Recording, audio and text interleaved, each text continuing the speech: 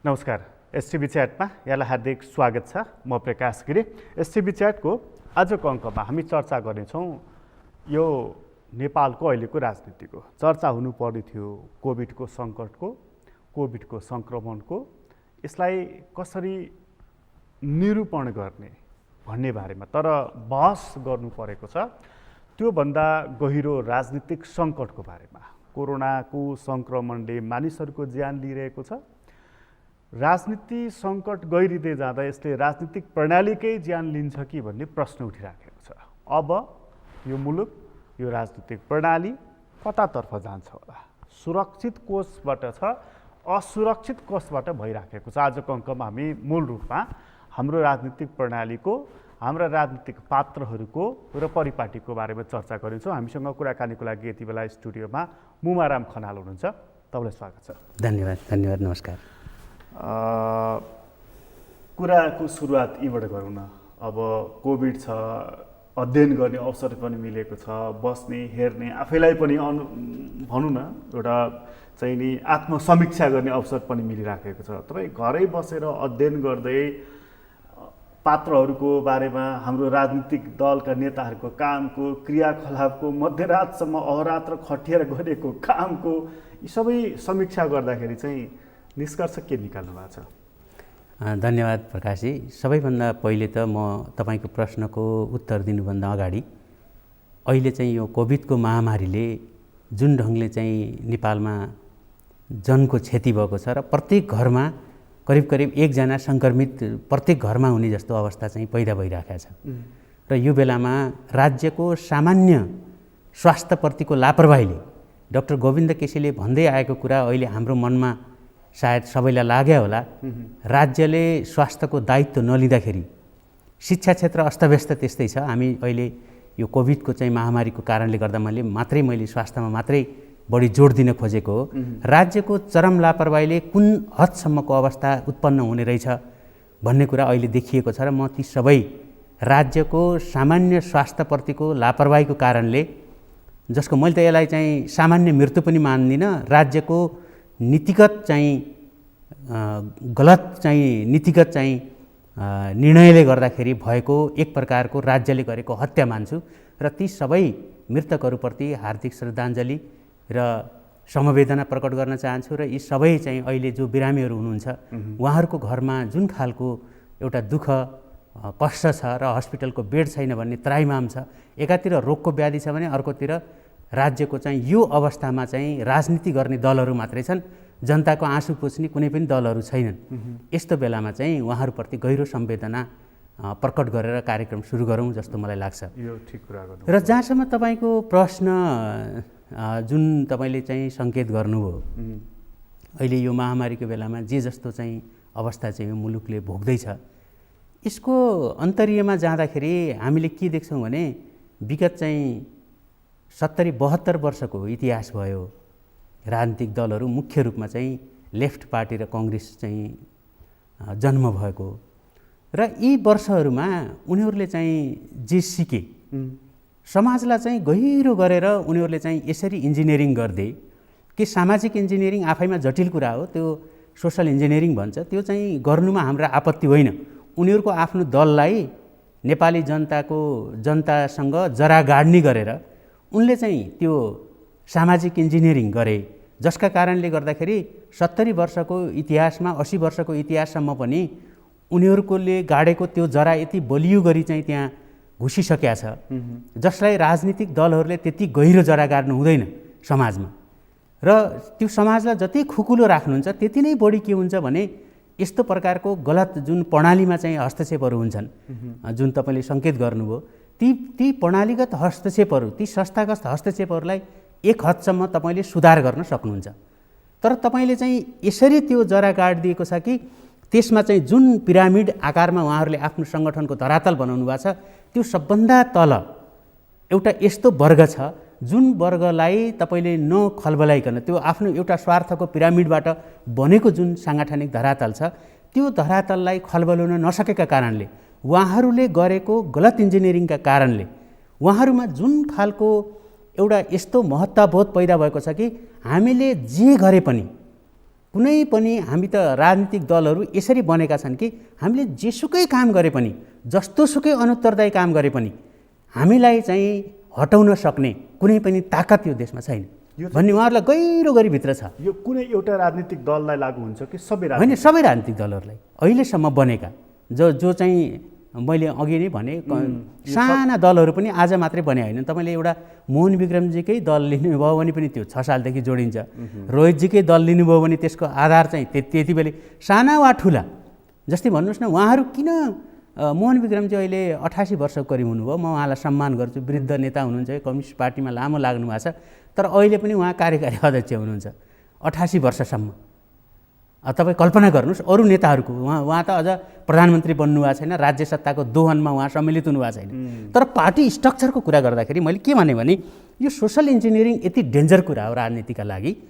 एक तहसम्म त्यो चाहिन्छ, एउटा चाहिँ बिन्दुसम्म त्यो चाहिन्छ होइन। जसलाई तपाईँले सामाजिक इन्जिनियरिङ गर्नु भनेको त समाजका हरेक तबकालाई कन्भिन्स गर्नु हो। यो तलसम्म जुन जरा गाडेको तपाईँले जुन कुरा गर्नुभयो नि, यो पिरामिड शैलीमा यसले असर के गर्यो? असर के गर्यो भने राजनीतिक दलहरूलाई जो इनर इन्जिनियरिङ भन्छ, अर्को इन्जिनियरिङ छ। इनर इन्जिनियरिङ भनेको तपाईँमा करुणा, दया, माया, प्रेम यी सबै कसरी पैदा हुन्छ र एउटा मान्छेले चाहिँ घृणा होइन, आक्रोश अनि चाहिँ गाली, बेइज्जती यो कसरी चाहिँ पैदा हुन्छ भन्दाखेरि यसको अर्थ के हो भने तपाईँले आफूलाई कस्तो इन्जिनियरिङ गर्नुभएको छ। तपाईँको इन्जिनियरिङ गर्न त तपाईँ नै स्वतन्त्र हुनुहुन्छ नि। मान्छेले आफ्नो मनभित्र त तपाईँ बाहेक कोही पस्दैन। तपाईँले आफूलाई बनाउनको लागि होइन, तपाईँले मान्छेलाई माया गर्न सक्नुहुन्छ, तपाईँले मान्छेलाई घृणा पनि गर्न सक्नुहुन्छ। तपाईँले मान्छेलाई चाहिँ उठाएर सडकबाट उठाएर चाहिँ थुप्रै मान्छेहरूले चाहिँ बुढाबुढी लगेर पालेका छन्, तर तिनैका छोराछोरीले किन ती बुवाआमालाई चाहिँ सडकमा छोडिदिए त? मान्छे त उयो, तर उसको इनर इन्जिनियरिङ गर्न नेपालका राजनीतिक दलहरूले कहिले पनि गरेनन् आफ्नो। उनीहरूमा कुनै करुणा आएन, संवेदना आएन। कुनै एउटा नेतामा संवेदना आउँथ्यो भने 1 वर्षदेखि कोभिडबाट जुन खालको चाहिँ महामारी छ, झन् अहिले चाहिँ जति नागरिकको चाहिँ जुन खालले शहादत भइराखेको छ होइन, जुन ढङ्गले चाहिँ मृतकको सङ्ख्या बढ्दै गइराखेको छ, यसप्रति कुनै संवेदना देख्नुभयो र कुनै राजनीतिक पार्टीले कोभिडको महामारीसँग जुझ्न भनेर कुनै तपाईँले चाहिँ कुनै राजनीतिक पार्टीले त्यसको चाहिँ आकस्मिक बैठकहरू गरे, कुनै आकस्मिक चाहिँ राहतका कार्यक्रमहरू बनाए, राज्यले बनायो? केही पनि छैन। राज्य चाहिँ जथाभावी चलिरहेको छ र अहिले यो इन्डिभिजुअल एकजना मान्छेले एउटा सिलिन्डर बोक्ने, एउटा सिलिन्डर सहयोग गर्नेमा गइराखेको छ। त्यो त एउटा राज्यको अगाडि एउटा व्यक्तिले गर्ने भने त त्यो त नगण्य केही पनि, त्यसले कुनै एकजना मान्छेको चाहिँ ज्यान बचाउन त्यसले मद्दत गर्छ, त्यो राम्रो कुरा हो। तर जबसम्म राज्य हुँदैन, राज्यले त्यो गर्दैन, कुनै पनि व्यक्तिबाट स्वतन्त्र पहल गर्ने भनेको कुरा त्यो चाहिँ हात्तीको मुखमा जिरा मात्रै हो। हेर्नु, राज्यले चाहिँ किन गर्दैन? मूल दायित्व त उसको हो। स्वास्थ्य सम्बन्धी स्वास्थ्य माफियाहरूले जुन ढङ्गको राज्यका पोलिसीहरूमा इन्टरभेन्सन गरेका थिए, अहिले प्रधानमन्त्रीलाई भन्नुहोस्, उहाँलाई राजनीति गर्न जति पनि फुर्सद छ। भर्खरै उहाँका आफ्ना पार्टीका पत्रकारहरूलाई चाहिँ भेटेर 3 घन्टा चाहिँ उहाँले चाहिँ प्रशिक्षण दिनुहुन्छ। अझ उहाँले आफै चाहिँ मिसन जर्नलिजमको कुरा गर्नुहुन्छ र आफ्ना पार्टीका गुटका बाहेक कसैलाई पनि बोलाउनुहुन्न आफ्ना चाहिँ प्रधानमन्त्रीको कार्यक्रममा होइन। र उहाँलाई चाहिँ एउटा पत्रकार सम्मेलन गर्दाखेरि सरकारको तर्फबाट त्यो 1 मिनटमा त्यो पत्रकार सम्मेलन सकिन्छ, तर उहाँले चाहिँ पत्रकार सम्मेलन गर्नुहुन्छ 3 घन्टा। अनि यस्तो फुर्सद भएको प्रधानमन्त्रीलाई अनि राज्यको चाहिँ यो खालको भयावहमा काहीँ तपाईँले चाहिँ काहीँ बोलेको र यसप्रतिको संवेदनशीलता देख्नुभयो? त्यो अघि तपाईँ एउटा शब्द हो, त्यो मैले अघि तपाईँले ठ्याक्कै भन्नुभयो नि, करुणा भाव भन्नु हो। यो चाहिँ के भने नेपालका राजनीतिक नेताले सबभन्दा पहिले आफ्नो चाहिँ इनर इन्जिनियरिङ भन्छ क्या त्यसलाई। इनर इन्जिनियरिङ भनेको के हो भन्नुहुन्छ भने आफूलाई बनाउने कुरा केही पनि छोडिदिए उनीहरू आफू कसाई जस्ता छन् होइन, जसले चाहिँ मान्छेको मासु काट्नु। कसाईले त जनावरको मासु काटेर अरूलाई चाहिँ सर्भिस गर्छ होइन। तर उहाँहरू के हो भने राज्यको गलत पोलिसीले मान्छे मर्यो भने त्यो चाहिँ सत्ताले मारेको हुन्छ कि।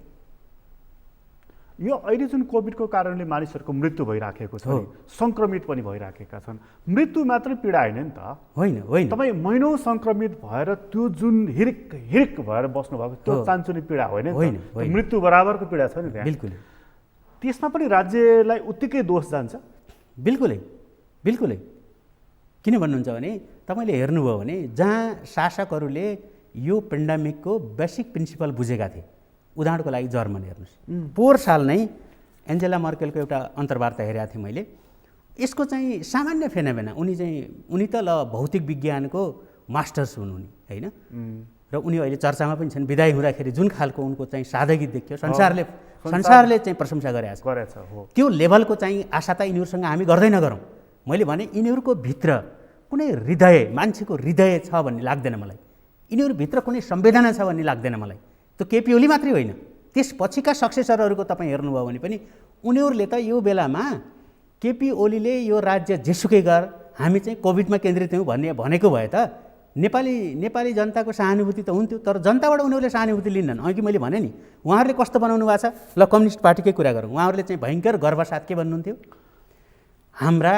हाम्रो चाहिँ 18 लाख त पार्टी सदस्य छन् रे उहाँहरूका, 50 लाख त उहाँहरूका चाहिँ शुभेच्छुकहरू छन् रे, 4 लाख त उहाँहरूका नेता मात्रै छन् रे। छन् होला त्यो। तर ती नेताहरू ती सबै एउटा पुलिस बाहेक तपाईँ चाहिँ कहीँ कोभिडको बेलामा, सङ्कटको बेलामा कसैले देख्यो? कसैले देखेन। ती कार्यकर्ताहरू कहाँ छन् त? ती केका लागि चाहिँ यो राज्य दोहन गरेर बसेका छन् त? यो राज्यको दोहन गर्नेमा सबभन्दा उनीहरूका कार्यकर्ता र नेताहरू छन्। अनि तिनलाई राज्यले हामीले तिरेको कर, मैले तिरेको कर यिनीहरूको लागि चाहिँ पार्टी बनाउनको लागि मैले कर दिएको हो कि मुलुक बनाउन दिएको? त्यस कारणले मलाई चाहिँ के लाग्छ भन्नुहुन्छ भने यिनीहरू सबै चाहिँ परजीवी भएर बाँचे जीवनभर। आफैले काम गरेर यिनी बाँचेनन् कहिले पनि। अनि परजीवी भएर बाँच्नु भनेको राज्यको चाहिँ दोहन गरेर बाँच्ने हो। र यिनीहरूलाई आफ्नो ज्यानको सबभन्दा माया किन छ भने यिनीहरूले त्यो खालको चाहिँ त्यो खालको त्यो सेक्रिफाइस गर्नको लागि त यिनीहरूलाई त काम नगरिकन चाहिँ बसेर खाने जुन बानी लागेको छ, किन चाहिँ जनताको चाहिँ साथ दिने? किन जनतासँग चाहिँ त्यो रिस्क लिएर चाहिँ कार्यक्रम बनाउने? किन राहतका कार्यक्रम लिएर हिँड्ने? शासकहरूमा यो मनोभावना कति बेला पलाउँछ? जस्तो चाहिँ भारतमा पनि यो कुरा उठिरहेको छ मोदीजीको सन्दर्भमा। कहिले त्यहाँ गोबर दलेर हिँडिरहेका छन् मान्छे, कहिले के गरिरहेका छन्, कहिले यो केही पनि हुँदैन भनेर कुम्भ मेला गरिरहेका छन् स्वयं मोदीजी। हामी कहाँ पनि एक किसिमको लगभग मिल्दोजुल्दो अवस्था छ। शासकहरूमा यो मानसिकता कति बेला? होइन, दुईटै शासकमा मैले मोदी र ओलीको जुन चाहिँ मनोविज्ञान हो त्यो मनोविज्ञानमा केही फरक देख्दिनँ।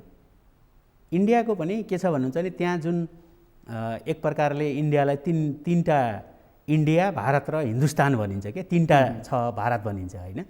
त्यो अहिलेको त हिन्दुस्तान भारत हो, जो हिन्दुत्वको नारामा चाहिँ बढी त्यसले आफूलाई चाहिँ आरएसएसको बलमा टिकेको चाहिँ सरकार हो नि त। हिजो मात्रै मैले रामचन्द्र गुहा, जो भारतका चाहिँ असाध्यै बौद्धिक मानिन्छन्, रामचन्द्रको गुहाको एउटा आर्टिकल पब्लिस भएको छ। मैले मेरो सोसियल मिडियामा पनि, ट्विटरमा मैले चाहिँ त्यसलाई सेयर गरेँ।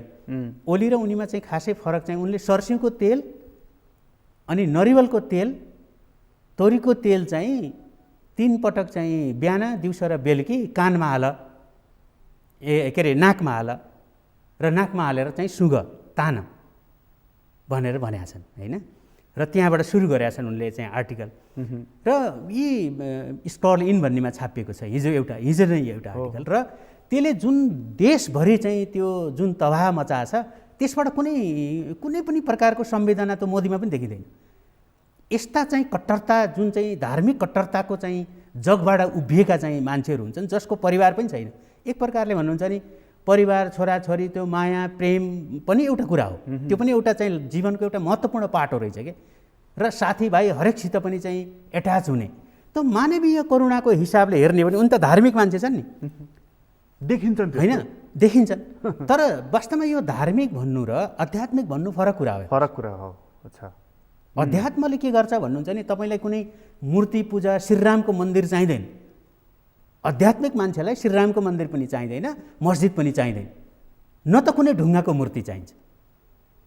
आध्यात्मिक मान्छे भित्रैदेखि नै आध्यात्मिक करुणा हुन्छ उसँग, त्यो माया हुन्छ, संसारलाई माया गर्छ उसले। मैले जे दृश्य अहिले देखिराखेको छु यी सबैप्रति मेरो प्रेम छ। हेर्नुहोस् त कस्तो यस्तो राम्रो गिलास छ, यहाँभित्र स्फटिक जस्तो पानी छ, यो भित्ता कति राम्रो छ, कति राम्रो रङ छ। तपाईँ हामी आफैमा सुन्दरताका प्रतिमूर्तिहरू हौँ। सबै वस्तुहरू प्रकृतिमा भएका हरेक चिज सुन्दर छ। यो देख्ने दृष्टिकोण बनाउनका लागि मैले इन्जिनियरिङ भने नि, जनतालाई कुरूप देख्छ, भोट माग्ने बेला मात्रै देख्छ। भोट माग्ने बेला चाहिँ जनता भयङ्कर राम्रो देख्छ, तर भोट मागिसकेपछि जनता चाहिँ राक्षस देख्छ। अनि यस्तो सत्ताले, अहिले भएका नेताले त्यो संवेदनशीलता कहाँबाट ल्याउने भन्नु न। भनेपछि यो बखतमा संसदको विघटन गरेर निर्वाचनको घोषणा गर्नु, निर्वाचनमा जानु मध्यावधि भन्दै, त्यो भने पनि मानवीय संवेदनालाई बिल्कुल व्यवस्था गरिएको र यो जुन दैनिक चाहिँ करिब 200 मानिसहरू, त्यो मात्रै होइन, मानवीयताप्रतिको अपराध हो। राति मध्यरातमा राष्ट्रपति र प्रधानमन्त्री मिलेर संसद जनप्रतिनिधिमूलक संस्थाप्रति चाहिँ डकैतकी तरिकाले चाहिँ त्यसलाई अपहरण गरेर अनि त्यसलाई विघटन गरेर, त्यो पनि इतिहासमा 2 पटक कलङ्कित हुँदै। नेपालको इतिहासमा एउटै प्रधानमन्त्रीले 6 महिनाभित्र 2 पटक संसद भङ्ग गरेको छैन, हेर्नुहोस्, इतिहासै छैन। र इतिहासमा सबभन्दा ठुलो कलङ्कको रूपमा यो घटना साबित हुनेछ। एकातिर महामारी चलिराखेको छ, मान्छेहरू मरिराखेका छन्, अर्कोतिर उहाँहरू चाहिँ सबैतिर यो राजनीतिलाई यसरी सङ्केन्द्रित गरिदिनु भयो। गाउँ गाउँ गएका चाहिँ सांसदहरू पनि यहाँ आउनु पर्यो, गाउँ गाउँ गएका मान्छेहरू अब अदालतको ढोकामा जानु पर्यो, जनताको ढोकामा गएर चाहिँ अक्सिजन बाँड्ने बेलामा, जनताको ढोकामा गएर औषधि बाँड्ने बेलामा, जनताको ढोकामा गएर खाद्यान्न बाँड्ने बेलामा यिनीहरू राजनीतिका लागि चाहिँ अदालत, सिंहदरबार र जताततै हाकारमा चाहिँ राखेका छन्। हेर्नु, पोलिटिकल्ली जस्टिफाई गर्ने ठाउँ छ कि छैन प्रधानमन्त्री केपी ओलीलाई यो संसद विघटनको यो पटकको घटनालाई? होइन, कसरी जस्टिफाई गर्ने ल भन्नुहोस् न। उहाँ जुन भन्दै हुनुहुन्छ नि 76 मा गएँ, 5 मा गएँ, अनि केही नलागेर 7 मा गएँ र संविधान त म करेक्ट छु भनेर, होइन, उहाँहरूको चाहिँ दाबी जब प्रस्तुत हुन्छ नि नक्कली भए भनेर चाहिँ उहाँहरूको त पहिले नै त्यो एउटा हाम्रो चाहिँ एउटा लोककथा छ के, एउटा पाठाको नीतिकथा भनौँ, अझ लोककथा भन्दा नीतिकथा भन्छ त्यसलाई। एउटा चाहिँ बुवासोले पाठालाई चाहिँ उसलाई त निमोट्नु थियो, अनि मेरो पानी किन धमिल्याइस्, मैले पिन लागेको पानी भन्यो, दुइटै खोलाको किनारमा पानी पिन चाहिँ गएको थिएँ। म चाहिँ तल छु, तपाईँ माथि हुनुहुन्छ, खोला त माथिबाट तल बग्छ, अनि चाहिँ किन मैले कसरी चाहिँ पानी धमिल्याएँ? ए तैँले नधमिल्याएको भए पहिला तेरो बाउले धमिल्याएको थियो होला, अथवा तेरो आमाले धमिल्याएको थियो होला भनेर उसले चाहिँ, अनि त्यो बुवासोले चाहिँ पाठाको घाँटी निमोड्छ। जब तपाईँ पहिले नै एउटा चाहिँ आफ्नो चाहिँ नियत यो गर्छु भनेर तपाईँ अगाडि बढ्नु भएको छ, त्यसपछि तपाईँका लागि संविधानका धारा, संविधानमा त तपाईँले चाहिँ संविधानका व्याख्याहरू तपाईँले हेर्नुभयो भने त अनेक खालका छन्। तर यदि चाहिँ साँच्चै नै दाबी नपुगेको भए त ल शेरबहादुर देउवाका सांसदहरू यता आउनुहोस्, यता केपी ओलीजीका सांसद यता आउनुहोस् भने भइहाल्थ्यो। त्यसपछि चाहिँ त्यो दाबी सही हो वा होइन, उहाँहरूले हस्ताक्षर गरेको दाबी सही हो कि होइन, एकजना सांसद यताउता हुने त ओली जस्तो चाहिँ धूर्त राजनीतिज्ञले जति बेला पनि त्यो गर्न सक्ने कुरा हो होइन। र अरू फेरि मैले यसको मतलब के हो भने ओली मात्र धूर्त भने होइन, अरू त्यो ठाउँमा भएको भए पनि त्यत्तिकै धूर्त छन् फेरि होइन। तर यति झुटो चाहिँ बोल्ने चाहिँ थिएनन् होला। दिउँसो 3.5 घन्टा अगाडि आफैले म चाहिँ कुनै पनि प्रधानमन्त्रीमा दाबी गर्दिनँ, कसैले पनि चाहिँ दाबी गरेर प्रधानमन्त्री बने हुन्छ भन्नेले त्यत्रो पत्रकार सम्मेलन गरेर यति निर्लज्ज, इतिहासमा यति निर्लज्ज मान्छे प्रधानमन्त्री हुनुको त कुरै छोड्नुहोस्, कुनै पनि सार्वजनिक पदमा जान चाहिँ अयोग्य मान्छे हो केपी ओली। उहाँ फेरि त्यति बेला भन्दै पनि हुनुहुन्थ्यो कि मलाई यस्तो प्रधानमन्त्री भएर बस्नु पनि छैन। ल हेर्नुहोस्, एकछिनपछि आफ्नो दाबी प्रस्तुत गर्न जानुभयो भनेपछि भने मतलब उहाँ भन्नु एउटा कुरा हुन्छ, गर्नु अर्कै कुरा हुन्छ। यो सार्वजनिक चाहिँ व्यक्तित्व पनि, सार्वजनिक पनि कस्तो भन्नुहुन्छ भने देशको कार्यकारी प्रमुख, उसले कस्तो बोल्छ, उसले कस्तो गर्छ भन्ने कुरा सारा संसारले सिक्ने होइन, मुलुकका सबैले सिक्ने होइन। उहाँले त्यो संसदलाई, तपाईँले बडा महत्त्वपूर्ण कुरा गर्दै हुनुहुन्छ कि 6 महिनाको बिचमा 2 पटक संसदको विघटन, कि उहाँ कमिटेड हुनुहुन्छ कि संसद चाहिँ जसरी भए पनि विघटन गरौँ भनेर। त उहाँलाई केले उत्प्रेरित गरिरहेको छ, अथवा केले उत्साहित गरिरहेको छ, अथवा किन उहाँको आँखाको तारो बन्यो त्यो संसद? अझै एउटा चाहिँ प्रश्न कुरा के गरौँ भने केपी ओली भनेको कुनै पनि पार्टीको संस्थागत जीवन र राज्य सत्ताको कुनै पनि संस्थागत जीवनलाई उनले चाहिँ कहिले पनि संस्थागत ढङ्गले नचल्ने र संस्थागत जीवन समाप्त पार्ने व्यक्तित्व हुन्।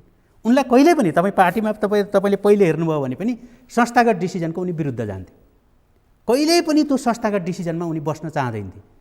र उनको पार्टीको चाहिँ स्ट्रक्चर हेर्नुभयो भने उनका पार्टीमा कोही पनि सल्लाहकार हुँदैन, उनले जे बोल्छन् त्यो सिधा आफ्नो कुरा बोल्छन्, कहीँ पनि सल्लाह गर्ने ठाउँ पनि हुँदैन उनको। अहिले त छ नि उनसँग यो टिम, यो जुन त्यो टिम त उहाँहरूको चाहिँ उहाँका सल्लाहकारहरू भनेको त उहाँको चिया पकाउने र हकार्ने र उहाँको जुत्ताको तुना लगाइदिने मात्रै हो।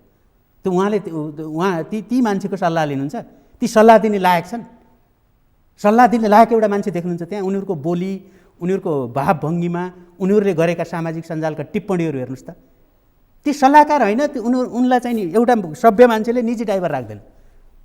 एउटा सभ्य देशको मान्छे, प्रधानमन्त्रीको त कुरै छोड्नुहोस्, एउटा सभ्य देशको नागरिकले केपी ओलीका सल्लाहकारहरूलाई निजी ड्राइभर पनि राख्दैन। म तपाईँको टेलिभिजनबाट भन्दैछु। किन भन्नुहुन्छ भने त्यो खालको अभद्रता, त्यो खालको टिप्पणी प्रधानमन्त्रीकै सामाजिक सञ्जालबाट कस्ता ट्विट भयो देख्नुभयो नि त। हो, देखियो त्यो कुरा। त्यो त बडा तिनीहरू चाहिँ प्रेस एडभाइजर हुन, तिनीहरू चाहिँ प्रधानमन्त्रीको सल्लाहकार हुन लायक छन्। त्यस्तै मान्छे उहाँले किन रोज्नुभयो त? रोजेको त आफू जस्तो हुनुहुन्छ त्यस्तै रोज्नु। आफूले मैले भने नि अघि, हो यसैमा उदाहरण दिनुहोस् न। भारतमा मनमोहन सिंह प्रधानमन्त्री हुँदा 2 जना आर्थिक सल्लाहकार कहाँबाट ल्याए हेर्नुहोस् त तपाईँ। संसारका सबभन्दा प्रतिष्ठित युनिभर्सिटीमा पढाएका मान्छेहरू, रघुराम राजन र कौशिक बसु। भारतमा भएका ठुला अर्थशास्त्रीहरूप्रति पनि उनको विश्वास भएन। यी सल्लाह दिन लायक हुन् भन्ने उनलाई लागेन, किनभने उनी विद्वान थिए। कस्ता सल्लाहकार चाहिन्छ सरकारलाई भन्ने कुरा उनी बुझ्थे। अनि केपी ओलीले कस्ता सल्लाहकार ल्याउने त? आफूभन्दा कमजोर, आफूले हकार्न सक्ने, आफूले चियापका भन्दा चिया पकाउने, योसँग पैसा उठाउन जा भन्दा त्योसँग पैसा उठाउने, यी मान्छेहरू सल्लाहकार हुन्छ भनेपछि उहाँले यो संस्थागत उहाँ कहिले पनि हुन नजाने, संस्थागत निर्णय पनि कहिले पनि नमान्ने। तपाईँले हेर्नुहोस् न, संसद छँदै अध्यादेशबाट चाहिँ देश चलाउने चाहिँ उहाँको मनसाय लुक्या हो र। तर आज उहाँ त ती संस्थाहरू निर्माण गर्ने तहमा हुनुहुन्छ नि। हो, आज त संस्था भत्काउने त उहाँले त संस्था त भत्काउँदै अरू त कुरै छोड्नुहोस्, आफैलाई 2/3 झन्डै 2/3 मत दिएको चाहिँ पार्टीलाई के गर्नुभयो? 3टा टुक्रा बनाइदिनु हो। केपी ओलीले 3टा टुक्रा बनाएको हो के पार्टी। मलाई अरू चाहिँदैन भने होइन। र पार्टी टुक्राउनको लागि उनले जुन अध्यादेश लिएको थिए, बरु त्यति बेला नै माधव नेपाल प्रचण्डले के गर्नु पर्थ्यो भने जति बेला ओलीले चाहिँ वैशाख 8 गते पोहोर साल जति बेला त्यो अध्यादेश लिएका थिए त्यही बेला नै एमाले बनाएर जाऊ भनिदिनु पर्थ्यो। त्यो भने भए त कमसेकम नेकपा बाँच्थ्यो नि, होइन? तर उहाँहरूले चाहिँ के गरिदिनु भयो? केपी ओलीको त्यो नियतलाई बुझ्न सक्नु भएन। केपी ओलीलाई झन् पछि झन्, किनभने उसलाई त संस्था चाहिँदैन। केपी ओलीजीलाई त संस्था चाहिँदैन। उहाँले त संस्थाहरू भत्काउने मात्रै हो। उहाँको चाहिँ के हो भने आफू एक्लै हो। उहाँ पार्टीमा पनि त्यही हो, सरकारमा जाँदा पनि त्यही हो। उहाँले चाहिँ कुनै पनि त्यस्ता निकायहरूलाई उहाँले मान्नुहुन्न, अथवा तिनलाई मान्नुपर्छ भने 3टा काम गर्नुहुन्छ। एउटा कुरा, आफूलाई चाहिँ जुन अनुकूल नहुने जुन संस्थाहरू छन् त्यसलाई चाहिँ डिजल्भ गरिदिनुहुन्छ। एउटा जस्तै अनुसन्धान आयोग भन्नुहोस् न, राष्ट्रिय अनुसन्धान विभाग छ नि, हो, त्यो आफू मातहत राख्नुभयो। त्यो त गृह मन्त्रालय मातहत हुन्छ। गृह मन्त्रालयलाई सूचना दिने नै त्यसले हो। त्यसलाई पङ्गु बनाइदिनु भयो। त्यसपछि सम्पत्ति शुद्धिकरण विभाग चाहिँ आफै राख्नु भएको छ, होइन? हो। अनि त्यस मार्फत अरूलाई चाहिँ के गर्ने भने तर्साउने, ठेगाना, अरू केही पनि होइन। त्यसलाई पङ्गु बनाइदिनु भयो। कुनै संस्थागत छैन। त्यसपछि संसदलाई चाहिँ पङ्गु बनाइदिनु भयो। उहाँले चाहिँ अरू आयोगहरू जति छन् त्यसमा चाहिँ आफ्ना कस्ता मान्छे लिएर जानुभएको छ हेर्नुहोस् त तपाईँ एकजना रेल विभागको चाहिँ मान्छेको चाहिँ सामाजिक सञ्जाल हेर्नुहोस् त। कुनै पनि मान्छे एउटा उन्नत, होइन, यसभन्दा अगाडिका चाहिँ थुप्रै मान्छेहरू उहाँले चाहिँ जो नियुक्ति गर्नुभएको छ उहाँहरूको पृष्ठभूमि हेर्नुहोस् त। त्यसपछि केपी ओलीले गर्न खोजेको के हो भन्दाखेरि एउटा यो लोकतान्त्रिक आवरणभित्र उहाँले गर्न खोजेको भनेको त्यो ज्ञानेन्द्र शाहलाई त बरु चाहिँ सौथ्यो त्यो, किनभने उनको त 250 वर्षदेखिको विरासत थियो। यी त गरिब चाहिँ चप्पल लाउन पनि नपाउने फ्यामिलीबाट आएका मान्छे हुन्। हेर्नुहोस् उनको अहिले शान शौकत सबै हेर्नुहोस् त कस्तो छ। भनेपछि मतलब यो कुण्ठा, हिटलर पनि त्यस्तै हो नि। हिटलर तपाईँ हेर्नुभयो भने जीवनभरि डेरामा बसेर त्यो कुण्ठा, त्यो पुरै कुण्ठित मान्छे नै यस्तो हुन्छ के। र यिनलाई यति धेरै कुण्ठा छ, त्यो कुण्ठाका कारणले गर्दाखेरि उनका चाहिँ अभिव्यक्तिहरू सबै अरूप्रति भयङ्कर असहिष्णु, होइन, कसैको कुरा नसुन्ने, मै जान्ने छु भन्ने। अनि त्यसपछि जत्रो सुकै चाहिँ गल्ती भयो त्यो गल्तीलाई चाहिँ कुनै पनि छैन। हेर्नुहोस् अब उनले चाहिँ परिणाम हेर्दा यस्तो खालको स्वभाव भएको मान्छे, होइन, यस्ता खालको मान्छेहरूलाई चाहिँ जस्तै एउटा इज्जतका लागि पनि तपाईँ एउटा तहसम्म, एउटा लुसुनले एउटा किताब लेखेका छन्, बडो गजबको छ क्या त्यो, आक्युको साँचो कथा भन्ने। आक्यु भन्ने एउटा पात्र छ नेपालमा, त्यसको करिब हुबहु हुने गरेर एउटा टुल्के भन्ने सिनेमा पनि बन्यो। खगेन्द्र लामिछानेजीले एकदमै ब्युटिफुल सिनेमा बनाउनु भएको छ। त्यही पात्रसँग मिल्दोजुल्दो, होइन? त्यो पात्रलाई एक तर्फ त्यो पात्र चाहिँ कुण्ठित के थियो भने सबैले उसलाई पिट्थे सानोमा पनि, उसलाई चाहिँ गिज्याउँथे, सबै गर्थे। अनि उसलाई चाहिँ कसैले पिट्यो भने उसले चाहिँ त्यो फर्काउन सक्दैन थियो। ए ल बाउला पिटिस भनेर उसले चाहिँ छोरो बनाउँथ्यो क्या त्यसलाई। ओलीजीको के भयो भने अब एउटा तहभन्दा माथि उहाँलाई अब इज्जत बिज्जतको कुनै मतलब छैन। उहाँलाई चाहिँ त्यो त्यो त्यो बेइज्जत यति भइसक्यो कि होइन। समाजमा तपाईँले थुप्रै पात्रहरू देख्नुहुन्छ नि होइन। अब कैयौँ चाहिँ पुरुष पनि महिलाहरू पनि एउटा तहसम्म चाहिँ उनीहरूले इज्जत चाहिँ हुन्छ। जब एउटा तहमा बेइज्जत भइसक्छ त्यसपछि उसलाई त्यो इज्जतको ख्याल हुँदैन। त ओली त्यहाँ पुगिसके के, त्यो निरङ्कुशताको हिसाबले पुगे, आलोचनाका हिसाबले पुगे, संस्थाहरूप्रतिको चाहिँ त्यो विध्वंसका हिसाबले पुगे, पार्टी विभाजनका हिसाबले पुगे, उनी राष्ट्रपति र प्रधानमन्त्रीको सम्बन्धकै हिसाबले पनि भन्नु न। उहाँहरूको चाहिँ प्रधानमन्त्री र राष्ट्रपतिको चाहिँ सम्बन्धलाई उहाँले यति विवादास्पद बनाइसक्नुभयो। त्यो एउटा दूरीमा चाहिँ उहाँहरूले चाहिँ संविधान त एउटा दूरीमा बसेर पनि डिसिजन गर्न सकिन्छ। त्यो संस्थागत सम्बन्ध पनि रहेन। त्यो संस्थागत सम्बन्धै यति बिग्रियो कि उहाँले राष्ट्रपति कार्यालयलाई एउटा कठपुतली मात्रै बनाउनु भयो। र फेरि सबैभन्दा बढी आपत्ति प्रधानमन्त्रीलाई त्यही नै छ कि राष्ट्रपतिलाई तिमीहरूले अमर्यादित बनायो, प्रश्नहरू उठायो, अब अदालतको विषय बनाउँदैछौ, यो मान्ने त राष्ट्रपतिको कार्यालयभित्र त्यत्रा चाहिँ बेकुबहरू किन राख्या त? उनीहरूले गरे हुन्छ, राष्ट्रपतिको रक्षा गर्नै राख्या हो। त्यो राष्ट्रपतिलाई कुनै पनि कुराहरूमा विवादास्पद भयो भने राष्ट्रपति कार्यालयले गर्ने, खण्डन गर्ने आफ्नै तरिका छन्। त्यहाँ ती परराष्ट्र सल्लाहकारदेखि लिएर सबै सल्लाहकार छन्। अनि तिनको काम के हो? केपी ओलीले नै सबै राष्ट्रपतिको चाहिँ स्पष्टीकरण दिने हो कार्यकारी प्रमुखले। झन् त्यो विवादास्पद हुँदाहुँदै उहाँले के गर्नुभयो? आफ्नै चाहिँ प्रधानमन्त्री कार्यालयको एउटा चाहिँ सानो युनिट बनाइदिनु भयो क्या राष्ट्रपति कार्यालयलाई। राष्ट्रपति कार्यालयलाई बेइज्जत गरेको, त्यसको मर्यादालाई सबभन्दा खत्तम पारेको कसैले छ भने त्यो केपी ओलीले छ। किन भन्नुहुन्छ भने राष्ट्रपति कार्यालयको अब विद्या भण्डारी जस्तो मान्छेलाई हामीले राष्ट्रपति बनायौँ, गल्ती त त्यहाँ हो भएको। कुनै पनि राजनीतिक पार्टीको एउटा कार्यकर्तालाई लगेर राष्ट्रपति बनाउने होइन। एपीजे अब्दुल कलामलाई किन बनाएको होला राष्ट्रपति? त्यति बेला त अझ अटल बिहारी वाजपेयी त भाजपाको चाहिँ मान्छे हो, किन एउटा मुस्लिमलाई ल्याएर बना? तपाईँले एउटा कल्पना गर्नुहोस्, कुन तहको मान्छे राष्ट्रपति हुन लायक छ? यहाँ चाहिँ हामीले त के हो भने पार्टीका चाहिँ कार्यकर्तालाई लगेर राष्ट्रपति बनाइदिन्छौँ, सभामुख बनाइदिन्छौँ, अनि यिनको सम्पूर्ण चाहिँ त्यो छताछुल्ल होइन, न त्यो मर्यादा छ, न त्यो संस्कृति, न संस्कार सिकेको छ। राष्ट्रपति भने के हो? यसमा दोष चाहिँ प्रचण्डजीको पनि उतै नै छ नि होइन?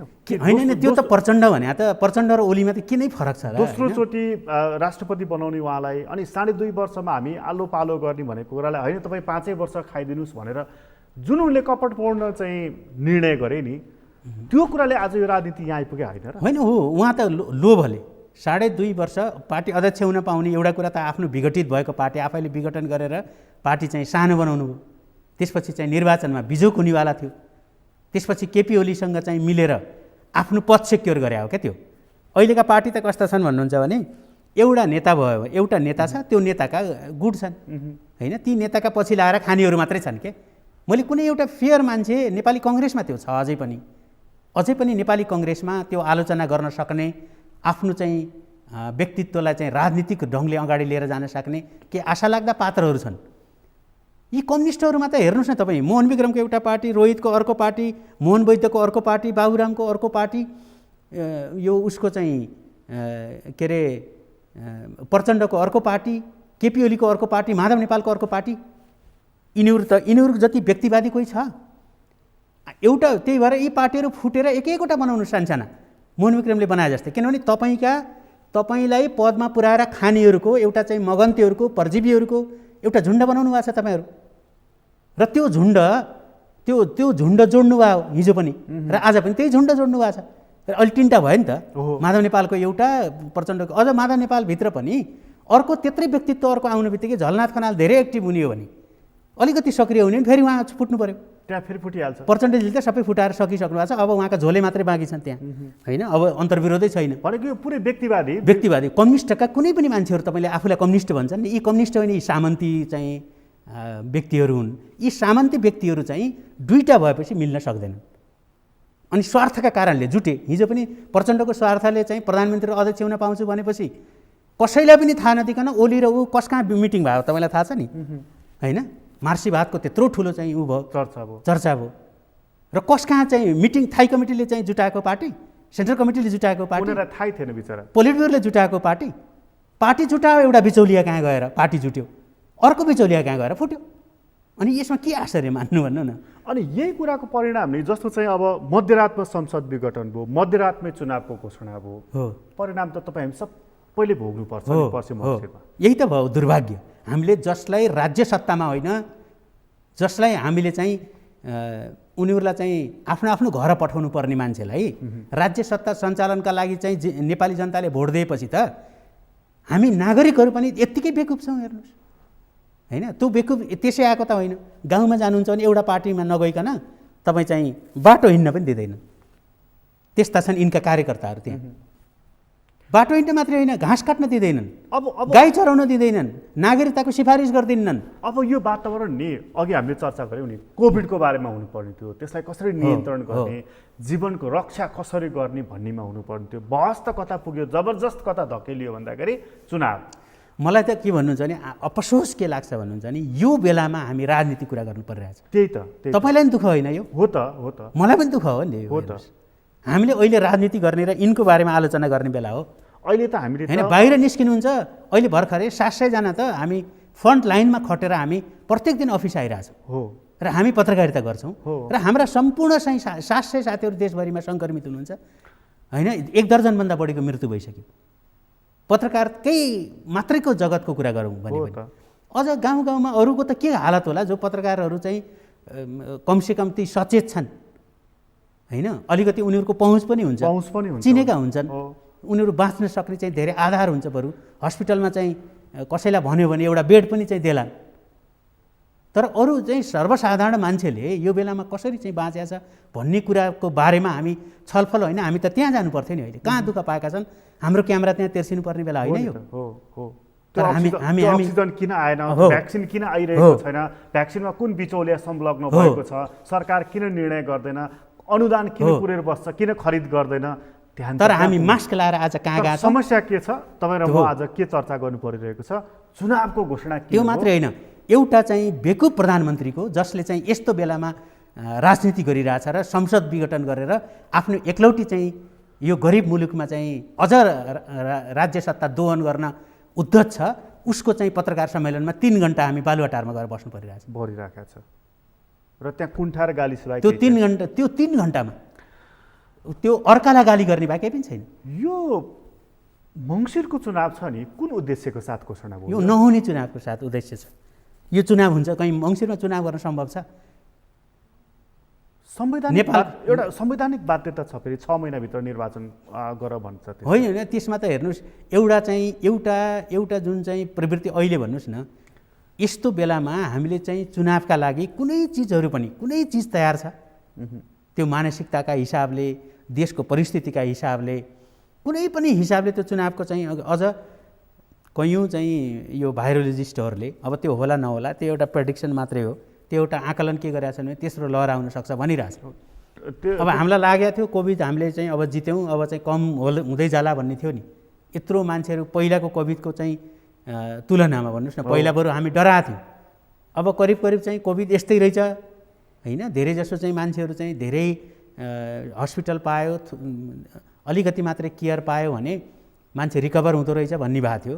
अहिलेबाट त्यो डर चाहिँ हामीलाई चाहिँ यति धेरै बस्यो कि पहिला चाहिँ हामी नबुझिकन डराएका थियौँ, अहिले अब बुझेर डराउन थाल्यौँ नि त हामी होइन, कि यो त्यति हामीले सोचे जस्तो होइन रहेछ। यो त अझ बढ्ता यसको हाँगाहरू फैलिँदै गएको छ।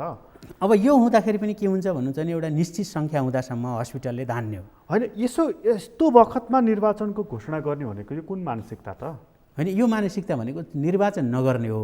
उहाँको चाहिँ भोलि एउटा सङ्कटकाल लाएर अथवा केही लगाएर उहाँले चाहिँ निष्कण्ठ रूपमा भनेको स्वास्थ्य सङ्कटकाल लगाइदिने अनि निर्वाचनको मिति सारेको सारे गरिराख्ने, त्यतिन्जेल सरकार चलाइराख्ने हो।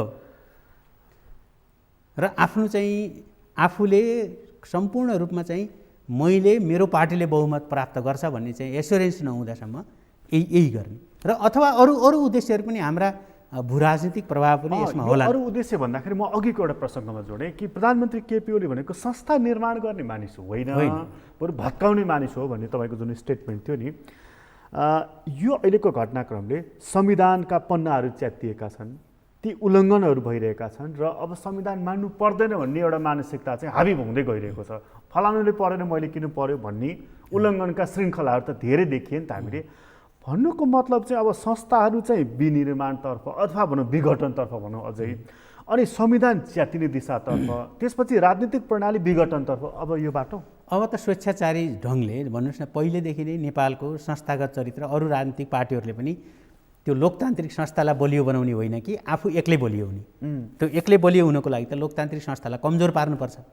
जति लोकतान्त्रिक संस्थाहरू कमजोर पर्छन्, राज्यका संस्थाहरू लोकतान्त्रिक पनि नबनौँ, कति लोकतान्त्रिकरण भएको छ र नेपाल, होइन? हाम्रा राज्यका संस्थाहरू तैपनि कतिपय कुराहरू संविधान त बाध्यकारी हुन्छन् नि, होइन? जस्तै निर्वाचन नै मैले गर्छु भनेर निर्वाचन आयोग खारेज गर्न त मिल्दैन, होइन? कतिपय संस्थाहरू जुन छन् तिनको चाहिँ आफ्नै राज्य सत्ताको निरङ्कुशतालाई चाहिँ कम गर्नका लागि पावर सेपरेसन भने त त्यही हो नि। त्यो पावर सेपरेसन त अब त जनप्रतिनिधिमूलक संस्था छ। हेर्नुहोस्, अब ओलीको स्वेच्छाचारितालाई नियन्त्रण गर्ने अब के छ त? हिजो ती छँदाखेरि त त्यो नियन्त्रण गर्न नसकिएको मान्छेलाई अब केले नियन्त्रण गर्नुहुन्छ तपाईँ? काहीँ नियन्त्रण गर्ने? अब जति पनि संवैधानिक अङ्गहरूमा चाहिँ आफ्ना यास्मेनहरूलाई राखेका छन्, होइन? अब उनीहरूले गर्ने के त? उनीहरूले यिनले जे भन्छन् त्यही गर्छन्। नेकपाको त्यत्रो विवाद हुँदा निर्वाचन आयोग बोल्यो, कसैले पहल गर्यो? केही पनि छैन। त्यो त 24 घन्टामा हुने कुरा हो नि। कसको पक्षमा चाहिँ केन्द्रीय समितिको बहुमत छ, कसको त्यहाँ छैन भन्ने होइन। अनि निर्वाचन आयोगको निर्णय कसले गर्यो त? राष्ट्रपति कार्यालयले गर्यो। भनेपछि त अब यो स्वेच्छाचारिता थप भोग्दै जानुपर्छ। यो स्वेच्छाचारिता त अब बल्ल सुरु भयो। र यो स्वेच्छाचारिताले के हो भने यो अब पोलिटिक्स हुँदै छैन, यो ओलिटिक्स हुँदैछ। पोलिटिक्स सक्यो, हेर्नुहोस्। अब ओलिटिक्स मात्रै छ। अब त्यो ओलिटिक्स भनेको स्वेच्छाचारिता हो। अब त्यो के हुन्छ भन्ने कुरा हामीलाई थाहा छैन, हेर्नुहोस्, होइन? उनले चाहिँ एउटा नक्सा छापे, त्यो नक्सा छापेपछि चाहिँ त्यो नक्सा चाहिँ के भयो भन्ने कुरा थाहा पत्तो छैन अहिले, हेर्नुहोस्, होइन? त्यसपछि अब रहका चाहिँ मान्छेहरूसँग आउजाउ भयो, तिनीसँग बसेपछि राजनीति यहाँ पुगिरहेछ। भोलि कता पुग्छ केही थाहा छैन। ओलीको कोर्टको भित्री खल्तीमा अब अर्को लुकेको कार्ड के हुनसक्छ? होइन, उनको त्यो बताउनै सकिँदैन क्या। उनी चाहिँ के हुन् भने मोस्ट अनप्रेडिक्टेबल मान्छे। एकदमै अनप्रेडिक्टेबल। मैले भने नि, उनको केही पनि रणनीति केही छैन। अर्काले बनाएको रणनीति केही छ भने एउटा कुरा हो। उनको व्यक्तिगत महत्त्वाकांक्षा भन्दा अर्को चाहिँ रणनीतिक, त्यसलाई ट्रान्ज्याक्सनल ट्याक्टिक्स भन्छ के। एउटा स्ट्राटेजी हुन्छ, स्ट्राटेजिक गोल हुन्छ, होइन? त्यो स्ट्राटेजिक गोलमा जानका लागि अरू ट्याक्टिक्सहरू हुन्छन्। तपाईँलाई पोखरा जानु छ भने पोखरा कसरी जाने भन्ने, पोखरा जाने सम्भावित खतरा हेर्नुहुन्छ तपाईँले, होइन? छोटो बाटो, लामो बाटो, अथवा लुकेर हिँड्ने, अथवा चाहिँ खुलेआम हिँड्ने, अथवा प्लेनमा हिँड्ने, त्यो तपाईँको कुरा हो, तपाईँको पोजिसन अनुसार। र ट्रान्ज्याक्सनल ट्याक्टिक्स भनेको के हो भने गोल नभएको ट्याक्टिक्स के। ट्याक्टिक्स पनि तुरुन्तै बदलिने ट्याक्टिक्स। भर्खरै के गर्छ थाहा, आफ्नो चाहिँ लहरबाट चल्ने ट्याक्टिक्स भन्नु न। अनि यस्तो मान्छेलाई तपाईँले के प्रेडिक्ट गर्नुहुन्छ? केही पनि गर्न सकिँदैन। भनेपछि के हुन्छ भन्ने कुराको बारेमा केही अनुमान गर्न सकिँदैन। जे पनि हुन सक्छ भन्नु पर्यो। जे पनि हुन्छ। अघि तपाईँ यसमा भू राजनीति, पोलिटिक्समा पो एउटा खालको के हुन्छ भने त्यो पोलिटिकल थ्योरी हुन्छ। अनि पोलिटिकल थ्योरी अनुसार चाहिँ पोलिटिकल सिस्टम हुन्छ। अनि पोलिटिकल सिस्टममा चाहिँ एलाइन भएका राजनीतिक दलहरू हुन्छन्। उनीहरूको चाहिँ संविधान त उनीहरू फङ्सन गर्ने एउटा चाहिँ सर्टेन चाहिँ जस्तै ग्रहहरू सूर्यको वरिपरि घुमिया छन्, तपाईँले क्यालकुलेसनै गर्न सक्नुहुन्छ नि कुन ग्रह कति टाइममा जान्छ, होइन? अब तपाईँले चाहिँ ओलिटिक्समा चाहिँ, अब पोलिटिक्समा पो त्यो हुन्छ त? ओलिटिक्समा केही पनि हुँदैन। ओलीलाई जे मनमा चाहिँ लहर चल्यो त्यही हुन्छ। त्यो हामीले बताउन सक्ने कुरा छैन। अहिले उनको सबभन्दा नजिक रहेको मान्छेले पनि बताउन सक्दैन। यसमा अघि तपाईँ भू राजनीति जोड्दै हुनुहुन्थ्यो नि, बडा संवेदनशील छ, बडा महत्त्वपूर्ण पनि छ। यसको प्रभाव के परेको छ यहाँ? होइन, त्यो त स्वाभाविक हो। हेर्नुहोस्, अब उनीहरूले जस्तै भन्नुहोस् न, नेपालसँग प्रत्यक्ष रूपमा नेपालको चाहिँ वास्तवमा प्रदीप गिरिजीले कहिले भनेको मैले सुनिरहेको थिएँ, त्यो एक्ज्याक्टली मलाई पनि सही लाग्छ। नेपालले चाहिँ राजदूत राख्ने हो भने 3 ठाउँ राख्दै हुन्छ भन्नुहुन्थ्यो क्या उहाँले, होइन? चाइनामा राख्यो हुन्छ। अब अहिले चाहिँ नेपालीहरू चाहिँ धेरै नेपालीहरू श्रमको लागि जाने हुनाले तपाईँ चाहिँ केही मुस्लिम कन्ट्रीहरूमा, होइन, साउदी अरबतिर, कतार, होइन, अलि बढी जाने खाडी राष्ट्रका केही ठाउँमा बढी चाहिँ फ्लो छ त्यहाँ। त्यति चाहिँ अहिले राख्नुपर्ने हुन्छ प्रदीप गिरीले भन्दा थप चाहिँ। किनभने त्यहाँ चाहिँ नेपालीहरूका आफ्नै समस्याहरू हुन्छन्। त्यो दूतावाससँग नजिकका चाहिँ एउटा चाहिँ उनीहरूलाई सेवा गर्ने हिसाबले त्यो कूटनीतिकको लागि चाहिँदैन त्यहाँ, होइन? एउटा युनिट त्यहाँ राजदूत पनि चाहिँदैन, एउटा युनिट नेपालीहरूलाई सहयोग गर्नका लागि चाहिन्छ, होइन? अरू चाहिँ तपाईँ खास भन्नुहुन्छ भने यी 3टा देशहरू हो, भारत, चीन र अमेरिका। यति हो जसले चाहिँ अमेरिका, भारत, चीन यिनी किन हुन् भने यी हाम्रा छिमेकी मात्रै भएर होइन। भारत र चीन यी ग्लोबल पोलिटिक्समा आफ्नै समीकरण मिलाउनु पर्ने पनि हुन्छ यिनीहरूलाई, जियो पोलिटिक्सको कारणले मात्रै होइन, अर्को चाहिँ कारणले पनि हामीले चाहिँ उनीहरूसँगको डिलमा हाम्रो इन्ट्रेस्टमा चाहिँ डिल गर्ने त्यो मान्छे नै छैन क्या अहिले।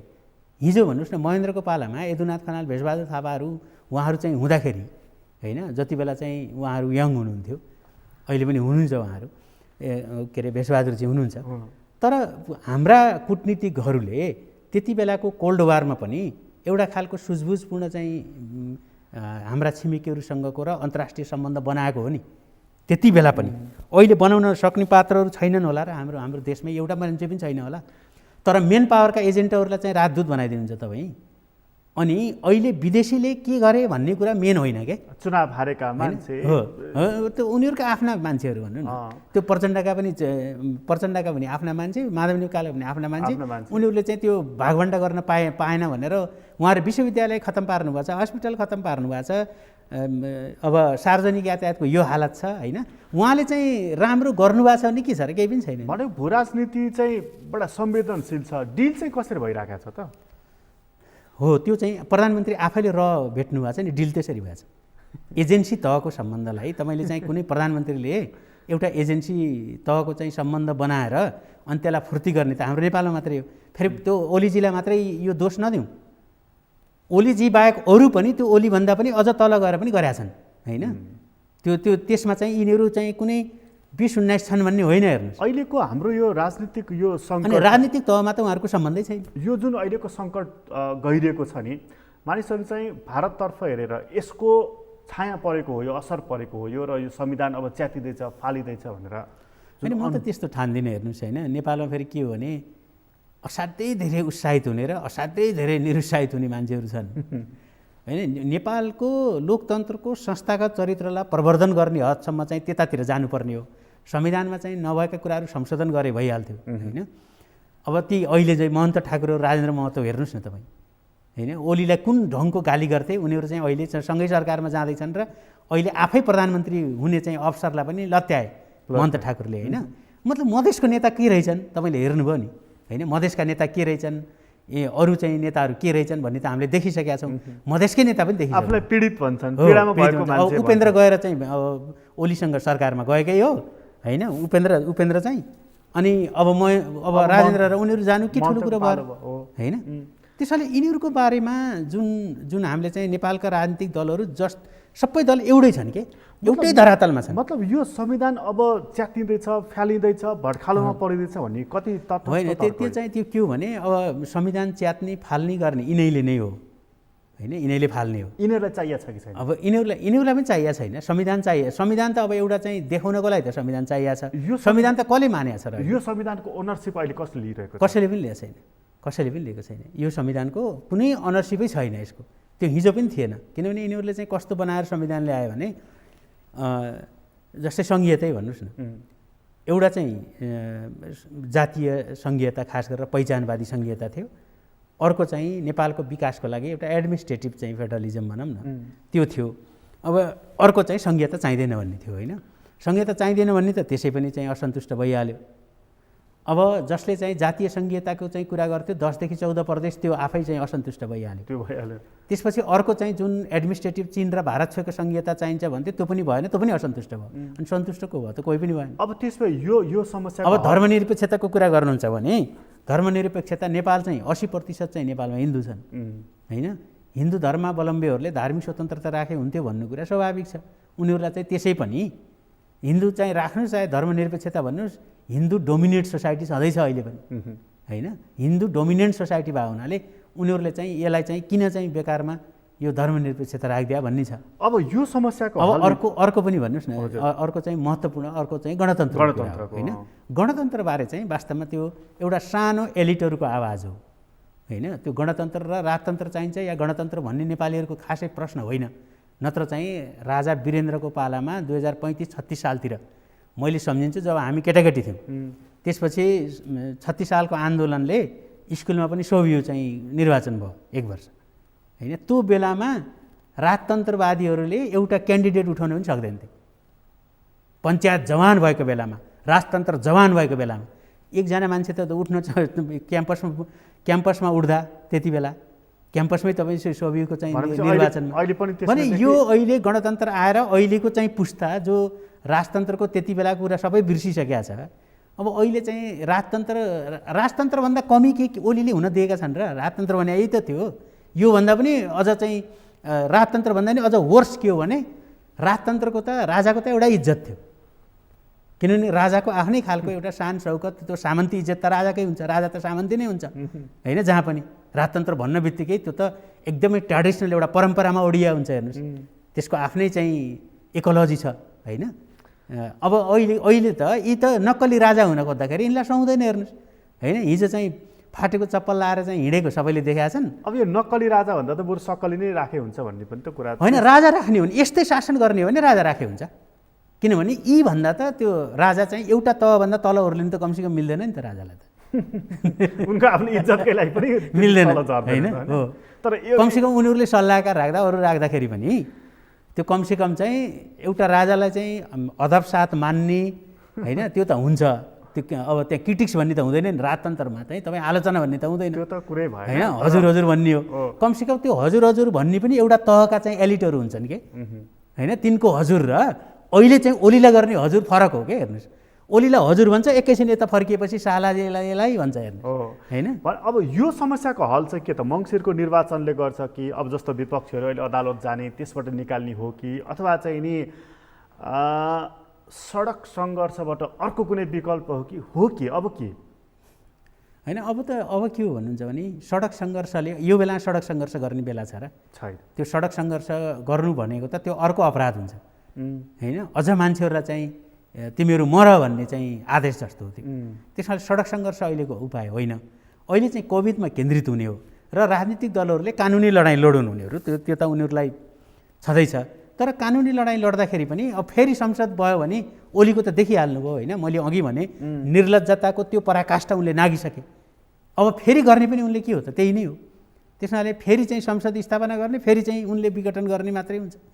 हेर्नुहोस् अबको चाहिँ कोर्स भनेको होइन। अब राष्ट्रपतिकै त्यो भूमिका तपाईँ हेर्नुहुन्छ भने त्यो कुनै कानुनी परामर्श यताउता कुनै एउटा देखाउनका लागि पनि छैन होइन। त्यहाँ ओलीले बालुवाटारैबाट साइन गर्छन् जस्तो देखिन्छ हेर्दै होइन। त्यो राष्ट्रपति कार्यालयमा पुग्ने जति टाइम पनि नहुँदै चाहिँ यता सदर भइसक्छ। यस्तो अवस्थामा तपाईँले चाहिँ हिजै पनि यी नेताहरू कहाँ गएको थिए? माधव नेपालहरू, प्रचण्डहरू अहिले बडो फुर्ती गर्छन्, कहाँ गएको थिए? के उसलाई अहिलेको राष्ट्रपतिलाई कन्टिन्यू गर्नेमा कुनै पात्रै थिएनन् देशमा। अनि आफ्नो पदको सौदाबाजीमा जे पनि गरिदिने होइन। अनि सभामुख चाहिँ प्रचण्डले जे भन्यो त्यही मान्ने मान्छेलाई राख्नेमा ओलीले जे भन्यो त्यो मान्ने राष्ट्रपति राख्न मिल्छ? अनि अर्को नेताको शेरबहादुरले जे भन्छ त्यो गर्ने चाहिँ अनि न्यायालयमा राखिदिने। यिनले गरे त त्यही हो अख्तियारमा, मेरो मान्छेलाई यहाँ राख्ने तेरो मान्छेलाई यहाँ राख्ने भनेर गर्ने। अनि गरेर अनि संस्थाहरू कस्ता भयो त? अनि यिनले चाहिँ यिनको रुवाई चाहिँ माधव नेपाल समूह जो अहिले चाहिँ छरपष्ट भएर चाहिँ गएको छ होइन, जसले आफूलाई राजनीतिक अझ भयङ्कर राजनीति भन्ने चाहिँ अझ युवा नेता होइन। त्यो योगेश भट्टराई हेर्नु न, हृदय कहिले यता र यता गरिरहेछ ऊ, हेर्नुहोस् भयङ्कर ठुलो कुरा गर्थ्यो उसले चाहिँ टेलिभिजनमा आएर। अनि कुनै पहल भयो? अझै पनि एकता भने के? एकता भनेको केपी ओलीको पुच्छर हुने भने हो, के को एकता हो? केपी ओली कहाँ गइएन भने मैले बर्बाद हुन्छ, मेरो कमाएको सिद्धिन्छ भन्ने हो। अनि यिनका भयङ्कर ठुला फुर्तिला कुरा छन्। उनीहरूले हिजो चाहिँ ओली र प्रचण्ड मिल्दाखेरि भन्नु पर्दैन थियो पार्टीलाई चाहिँ पारदर्शी ढङ्गले चाहिँ कहाँबाट मिल्या हो यो? कसले यो कुन कमिटीले चाहिँ डिसिजन गरे हो? अनि दुर्गा परसाईको कमिटी छ कुनै? नेकपामा दुर्गा परसाई प्रचण्ड र ओलीको कमिटी छ कुनै? अनि डिसिजन कसले गरे त? हिजो ओली माधव नेपाल र चाहिँ रामेश्वर थापाको चाहिँ कमिटी छ। यिनका डिसिजन कहाँबाट हुन्छ? त्यहीबाट भन्नु न, यिनका डिसिजन कताबाट हुन्छन्? अनि यति होल्डिङ्सले चाहिँ क्याबिनेट मिटिङ राख्थ्यो हेर्नुहोस्। अनि केपी ओली चाहिँ यति होल्डिङ्सको चाहिँ जहाज चढेर चाइना। अनि एकजना बिचरा मेरो मित्र हुन्, उनलाई श्रद्धाञ्जली छ, उनी चाहिँ उनको हेलिकप्टर चलेर जाँदा दुर्घटना भयो। एउटा मन्त्री एउटा मान्छेको निजी हेलिकप्टरमा एउटा व्यापारीसित चढेर जान मिल्छ? अनि राष्ट्रको ध्वजाभाग चाहिँ प्लेन हुँदाहुँदै एउटा व्यापारीको प्लेनमा चाहिँ विदेश भ्रमण गर्न मिल्छ प्रधानमन्त्रीले? अनि यी सबै कुराहरूमा चाहिँ माधव नेपाल र प्रचण्ड कहाँनिर पानीमाथिको ओभानो छ नि? यिनले चाहिँ माफियासँग गएर चाहिँ आफ्नो पद सेक्युर गर्ने कम्युनिस्ट पार्टीका सबै ती हनुमानहरू उनलाई त के भन्नै पर्दैन। ती त सब हनुमानहरू हुन्। ती हनुमानले कुनै प्रश्न गर्न सक्छन्? प्रश्न गर्नेहरू त सबै बाहिर गइसके नि। वैद्यजीले प्रश्न गर्दै वैद्य बाहिर छन्। नेत्रचन्दले प्रश्न गर्दा ऊ आफ्नै पार्टी बनाउनु पर्यो। मैले प्रश्न गर्दा म एक्लै छु। बाबुरामले प्रश्न गर्दा ऊ मधेसी पार्टीमा जानु पर्यो। प्रचण्ड कहाँ? अरू कहाँ पनि त्यही हो। ओलीलाई प्रश्न गर्नेहरू माधव नेपाल कहाँ छन्? माधव नेपाललाई प्रश्न गर्ने ओली कहाँ छन्? अनि ओलीका हनुमान अनि प्रचण्डका हनुमान र चाहिँ माधव नेपालका हनुमानले अनि तिनले प्रश्न गरेर तिनले चाहिँ नयाँ पार्टी बनाउँछन् र कम्युनिस्ट पार्टी बनाउँछन् भन्ने हामी त्यो ठानौँ? त्यसैले यो सबै के हो भन्नुहुन्छ भने यी अपारदर्शितामा यी सबै एकै ठाउँ छन्। अनि ओलीका मन्त्री भएर गएकाहरूको चाहिँ हालत हेर्नुहोस् त अहिले कहाँबाट चाहिँ बाँच्ने हो भनेर चाहिँ उनीहरू सास फेर्न नसकेर चाहिँ बाटो त नाङ्गै दौडिरहेछन्। अनि हिजो एकता गर्दाखेरि प्रश्न सोध्नु पर्दैन कहाँ बसेर एकता गरेको भनेर? अनि त्यो पार्टी छोड्नु पर्दैन? यो पार्टी चाहिँ माफियाहरूले एकता बनाइदिएको छ भन्ने त हाम्रा ती साथीहरूले त हामीसँग त भन्थे। अनि माफियाले एकता बनाइदिने माफियाले फुटाल्दाखेरि किन रोएको? मिडियाबाट प्रश्न गर्नु पर्यो। हामीले त हाम्रो त ठाउँ छैन। त्यही माफियाको पछि किन लागेको फेरि? होइन, त्यो माफिया पनि आफ्ना माफियाले नगराएर दुःख हो। उनीहरूको माफिया पनि सँगै छ। फेरि उनीहरूको माफियाको घर बसाए ठिक छ, नेता उनीहरूको माफियाको घरमा जानुपर्ने। किनभने उसको चाहिँ बचपनदेखि नै त्यो सबै राजनीति लगानी उसले गरिदिएछ। यिनको सबै तलदेखि माथिसम्म एउटै हो। तपाईँ तल साना प्रचण्ड छन्, साना माधव नेपाल छन्, साना ओली छन्, माथि ठुला ओली ठुला प्रचण्ड छन्, ठुला माफिया छन्, यिनका अलि चाहिँ मझौला माफिया छन्। त्यसपछि सामूहिक अपराध। त्यसैले यिनको चाहिँ तलदेखि माथिसम्म कम्युनिस्ट पार्टी भनेको अहिले माफियाको घरबाट पालित पोषित हो। तपाईँ गाउँमा जानुभयो भने पनि त्यो गाउँमा सबभन्दा बढी जुन फटा छ, सबभन्दा ठुलो नेताको उठबस त्यसै कहाँ छ। अनि तलका मान्छेहरू सबै भन्छ दाइ यस्तो फटा कहाँ चाहिँ बस्छन् यिनीहरू, उ गर्छन्। हामी जाँदाखेरि भन्छन्। अब हामीलाई चाहिँ के ठान्छन् भने म पनि त्यो पार्टीमा धेरै पहिल्यै अब त धेरै वर्ष भइसक्यो, एकपटक अलिकति काम गरे हुनाले यसले कुरा सुन्छ कि यसले टेलिभिजनमा गएर भनिदिन्छ कि भनेर भन्छन्। हेर्नुहोस् टेलिभिजनमा मैले यी भन्दै होइन, यही हो कुरा। ठाउँ यही हो हाम्रो। ठाउँ यही हो। कहाँ भन्ने त उनका कमिटी हामी जाने कुरा भएन। तर निष्कर्ष के हो भने उहाँहरूले सामूहिक अपराध गर्नुभएको छ। त्यसमा अछुतो कोही पनि छैन। कोही पनि छैन। मात्रै चाहिँ के हो भने संस्थागत हिसाबले ओलीको आलोचना गर्ने हामी किन छौँ भने संस्थागत हिसाबले सबभन्दा अपराध चाहिँ ओलीको छ। किनभने संस्थालाई भत्काउने, संस्थागत चाहिँ मुलुकको चाहिँ संस्थागत चाहिँ चरित्रलाई नै खत्तम पार्नेमा चाहिँ अहिले ओली छन्। अहिले उनीहरू छैनन्, उनीहरू त सडकमा रुँदैछन् होइन। ओलीले यसो गर्यो भन्दै, तर त्यो ओलीलाई त्यहाँ पुऱ्याएको कसले हो? त्यसमा त सङ्केत होइन। भोलि उहाँहरू त्यो ठाउँमा पुग्दाखेरि पनि गर्ने त्यही नै हो। तल 19-20 होला। तर 19-20 केही होला, अथवा करेक्सन गर्ने केही टुल्सहरू केही तयार होलान्। आजको जनचेतनाले पनि केही न केही त करेक्सन गर्ला। हस्, तपाईँलाई धेरै धन्यवाद। धन्यवाद प्रकाशजी। अलिकति आक्रोशपूर्ण पनि भयो आज, किन भन्नुहुन्छ भने त्यस्तो माहौल छ कि वातावरणै त्यस्तो छ। एकदमै तात्नुपर्ने चाहिँ परिस्थिति छ। मलाई नत्र यस्तो अप्रिय कुरा गर्ने मन थिएन। अब त यो आक्रोश पब्लिकमा आओस् भन्ने चाहन्छौँ हामी। हस्, धन्यवाद। आदरणीय दर्शक, तपाईँलाई पनि धन्यवाद। आज हामीले कुराकानी गऱ्यौँ मुमाराम खनालसँग। उहाँसँगको कुराकानीहरूलाई यति नै। एसटिभी च्याटबाट म प्रकाश गिरीलाई बिदा दिनुहोस्। सगरमाथा टेलिभिजन हेर्दै गर्नुहोला। नमस्कार।